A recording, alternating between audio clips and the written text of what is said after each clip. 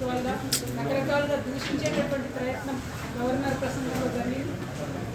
దానికి అందరం కూడా అభ్యంతరం తీసుకున్నాం.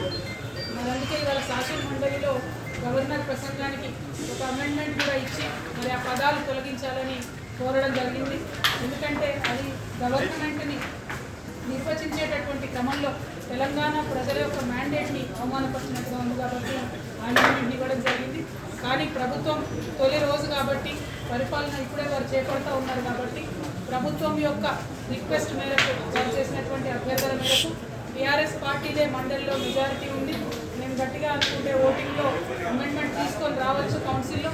కాకపోతే ప్రభుత్వానికి సహకరించాలి, తద్వారా ప్రజలకు కూడా ఒక మంచి మెసేజ్ ఇవ్వాలి అనేటటువంటి ఉద్దేశంతో మొదటి రోజు కాబట్టి గవర్నర్ ప్రసంగంలో ఉన్నటువంటి అంశాలకు తీవ్రమైనటువంటి అభ్యంతరం బీఆర్ఎస్ పార్టీ తరఫున వ్యక్తం చేస్తూ మేము ఆ యొక్క అమెండ్మెంట్ని విత్డ్రా చేసుకోవడం జరిగింది. అయినప్పటికీ ఆ స్ఫూర్తిని ప్రభుత్వం కూడా కొనసాగించాలని, ఎంతసేపు గడిచిపోయిన కాలంలో జరిగిన తప్పులను అనడం కాకుండా చేయాల్సినటువంటి పనులేంటి, ఎట్లా పనుల్ని అమలు చేస్తారనేటటువంటి విషయాల్ని, తెలంగాణ రాష్ట్ర ప్రగతిని ఎలా సాధిస్తారనేటటువంటి రోడ్ మ్యాప్ని ప్రజలకు చెప్పి చక్కగా పరిపాలన కొనసాగించాలని చెప్పి మేము డిమాండ్ చేస్తూ ఉన్నాం. ఎక్కడ ఏ ఒక్క సెకండ్ కూడా తెలంగాణ ప్రజలకు నష్టపరిచే నిర్ణయాలు జరిగినట్టయితే ఖచ్చితంగా శాసన మండలిలో మేమందరం కూడా ప్రజల పక్షాన పోరాటం చేస్తామని ఈ సందర్భంగా తెలియజేస్తూ ఉన్నాం. Thank you. జై తెలంగాణ.